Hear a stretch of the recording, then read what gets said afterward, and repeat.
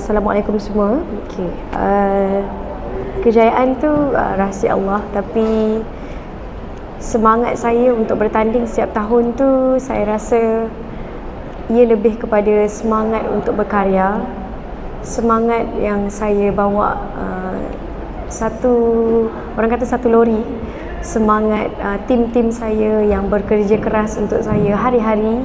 Semangat itu yang saya bawa. Jadi apabila melihat mereka bertungkus lumus untuk saya rasa memasuki AJL ni is a fun, bukan cakap fun, tapi dia adalah satu annual persembahan yang saya sendiri nanti-nantikan sebab I'm excited to sing, I'm excited to wear what I will wear, dan saya excited untuk ketengahkan karya yang saya berpegang, yang saya pegang untuk tahun itu. Dan tahun ini adalah giliran Jangan Mati Rasa Itu.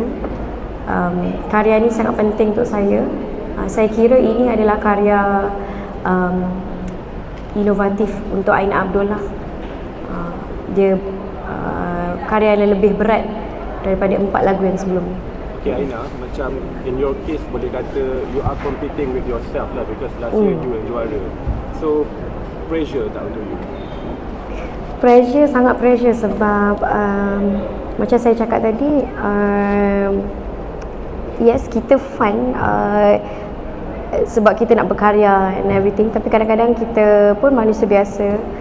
We are searching for new inspiration, new ideas, and netizen sekarang ni sangat bijak, and tapi disebabkan kebijakan mereka tu makes the industry even more fun. And saya nervous tapi saya excited untuk tengok mana diri ni boleh pergi lagi, mana lagi saya boleh teroka, ke mana lagi saya boleh bercerita. Aina, macam last year you spend RM85,000. So untuk yang kali ni adakah you akan top up ke apa, sebab Aina baru lepas habiskan dengan konsert ke apa semua. So untuk yang kali ni saya ni sebenarnya memang dah jadi macam rutin lah untuk setiap kali kita bertanding ataupun untuk penampilan yang penting, kita memang akan all out lah. Tim Aina akan all out sebab ini semua passion kita, semua passion masing-masing. Kalau saya passion menyanyi, my stylist Abu passion dalam fashion. Jadi ini gelanggang untuk semua. Soal harga tu saya letak di muka surat kedua lah, bukan sebab nak berhabis ke apa, tapi ada caranya lah untuk di saat ini ada caranya lah untuk Aina dan Abu, kita nak macam mana kita nak berkarya, but at the same time kita berpada-pada juga. Aina, sejak lagu Jangan Mati Rasa Itu dicalonkan sampai undian ditutup, you menduduki tangga pertama selama 10 minggu. Untuk you sendiri, adakah macam you keep remind your nation untuk support ke, ataupun diorang tahu kerja diorang ke, atau macam mana? Selama 10 minggu yang diorang support. Alhamdulillah, saya terharu lah sebab ini dalam sejarah, ini lagu ni paling lama dalam carta. Untuk dalam kategori carta muzik ini paling lama, dan saya sebenarnya kadang-kadang tak update dia orang pun. Saya kadang-kadang lupa nak promote. Saya memang teruk lah, tahun ni saya tak berapa promote sangat, mungkin sebab ada konsert, ada album. Tapi thanks to the fans sebab buat kerja untuk saya. Mereka, they really inspire me lah. Jadi iNations juga adalah di dalam lori yang saya maksudkan tadi. Mereka juga adalah a force yang saya bawa bersama-sama dengan saya. Diorang yang nak tengok saya dekat pentas AJL. Jadi saya cuba sebaik upaya saya lah untuk bagi satu karya yang kami semua, saya dan tim saya dan peminat saya boleh bangga lah. Okay Aina, sekarang ni dah Disember, kami tunggu Januari. Maybe you boleh rangkumkan tentang apa yang you fikirkan tentang 2023. Adakah ia sebuah tahun yang memang bagus untuk anda, dan apa yang harapkan for 2024? Okay, untuk untuk tahun 2023 ni tahun yang banyak mengajar saya. Banyak mengajar saya dari segi pengurusan, dari segi macam-macam, all circle sebagai seorang penyanyi, seorang komposer. Kerana di tahun inilah saya ada konsert saya yang pertama di Axiata. Tahun ini jugalah saya keluarkan album saya yang pertama. Macam-macam yang kita harungi tahun ini bersama-sama. Tapi I think walaupun banyak pengajaran dan lesson learn yang saya belajar tahun ini, but most of all, tahun ini adalah tahun yang saya paling had fun.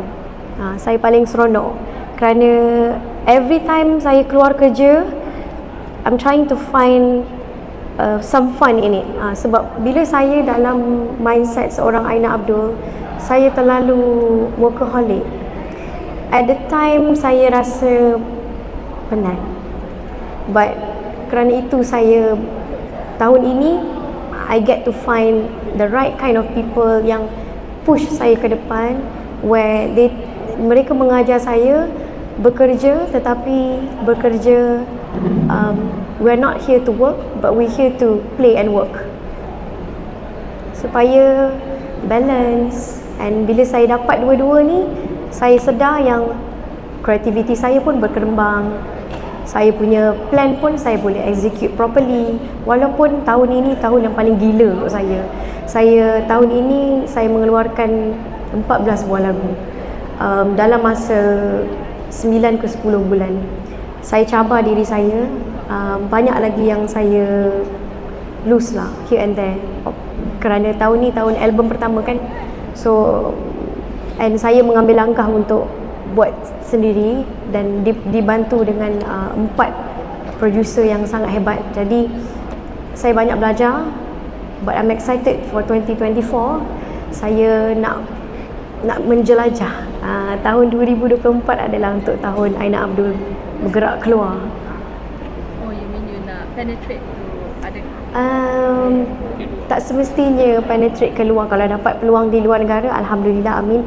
Tapi menjelajah tu maksudnya saya nak berjumpa fans-fans saya yang di Sabah, di Sarawak, di Perak, Perlis. maknanya tour lah. Yes, touring. Concert. Ya. Aina, what about negara-negara jiran? Because Singapore dah ada kan. You ada plan tak for Indonesia ke Brunei Indonesia tu lain? Saya excited juga untuk fans yang di luar. Kalau nak kata keluar daripada Malaysia, pertamanya adalah Singapore. Bulan 1 ni akan ada konsert bulan 1 di Singapore pada 6 hari bulan 1. Saya takut sebab fans Singapore ni dia lain sikit. Dia ada critical listening, but I'm excited untuk. Jadi tahun 2024 ni saya akan mulakan dengan Singapore dulu. Lepas tu kita akan pergi ke negara-negara lain lah. Saya juga akan pergi ke Jakarta lagi 2 minggu untuk promosi soundtrack saya pertama untuk filem Indonesia, filem arahan Mas Hanong, yang akan ke Pawagam nanti. So jadi kita slowly lah. Cuma bagi Aina kat Malaysia ni, Aina nak kukuhkan lagi. Sebab saya rasa saya belum kukuh, saya belum stabil. Jadi saya kena stabilkan lagi untuk 2020. We try to not to talk about it at all. Kalau kita berjumpa dekat mana-mana kan, jumpa kat gym ke, selalu kita main jumpa kat gym lah. Jadi kita tahu ada orang bercakap ni, tapi we try to raise positive lah, positive awareness. Biar mereka yang melihat kat luar sana, kalau mereka ternampak, mereka akan kata, okey je diorang ni. Sebenarnya sentiasa okey, tak pernah tak okey. Tapi saya faham peminat mereka akan tetap nak backup penyanyi mereka, and kita pun tak boleh salahkan diorang. Mereka sayang kita macam keluarga dah. Tapi saya sebagai macam pengemudi kapal untuk peminat-peminat saya, kalau saya berjumpa dengan mereka, saya akan cakap, manager saya pun akan cakap, janganlah sampai memburukkan artis-artis kat luar sana. Jangan, sebab nanti yang nama buruknya Aina. So dia orang akan faham. Tapi kalau ada lagi yang di luar sana yang masih lagi, itu saya tak boleh tolak. Saya tak boleh kata, saya tak boleh marah dia. Kan? Freedom of speech at the end of the day pun. Macam Aina ada ambil pendekatan untuk contohnya melibatkan artis lain kan, terpaksa bersihkan keadaan, terpaksa sampai menghubungi artis tu, okey sebenarnya ini tak ada apa kan, sampai pernah tak jadi macam tu? Tidak. Kan dia cakap kalau jumpa tak berborak pasal tu. Dengan artis lain lah contoh, kalau sampai menjadi sangat Tak ada. Saya dalam industri ni kita ada, macam mana nak cakap, saya pun belajar benda ni daripada artis-artis senior. Apa yang orang perkatakan kat luar tu dengan apa yang the real situation dalam industri ni is two different things. So bila kita berjumpa, saya pun belajar dengan diorang, dengan artis-artis senior kan, macam mana kan diorang kawal situasi ni. Tapi saya tengok diorang confident je. Bila keluar diorang confident, diorang yakin. Jadi macam tu juga saya bawa diri saya. So bila saya jumpa dengan figura-figura yang dimaksudkan tu, saya akan cakap dengan diri saya, benda tu tak pernah berlaku pun. So I'm here to greet the artist, and antara artis yang disebutkan tu pun artis yang sangat senior, sangat-sangat senior and one of my idols. Jadi saya yang harus bow. Aina, komen sikit tentang baru-baru ini tersebar satu keratan di mana harga untuk persembahan Aina terlalu mahal. Yang paling mahal Di acara di Melaka katanya yang apa tu? Kilau tu konsert kilau. Ada penganjur cakap dalam banyak artis tu. Kenapa dia buka cerita? Tak pagi. Tuan Budi tanya cuba. Sebenarnya macam ni lah. Macam ni saya nak jawab soalan ni.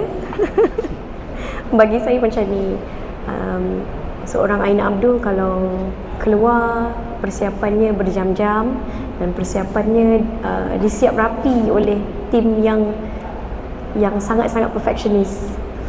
Jadi tim yang menyiapkan Aina Abdul ni bukan sahaja pakaian, mikrofonnya, pakaiannya, videonya, fotonya, semualah, the whole package. Jadi nak membawa beliau pun ke tempat itu, semua tu memakan kos. Dan saya selalu cakap dengan tim saya, ini periuk nasi bersama-sama. Ini bukan periuk nasi Aina, ini periuk nasi bersama-sama. Jadi harga itu bukan untuk saya seorang, untuk semua yang menyiapkan saya. So ini rezeki sama-sama. So selagi Aina bekerja, selagi tu kita akan kita berkongsi rezeki sama-sama. Kita berbanding. So maksud Aina setimpal ataupun memang mahal harga tu? Setimpal. Okay, terima kasih Aina. Thank you. Terima kasih. Nak tanya apa?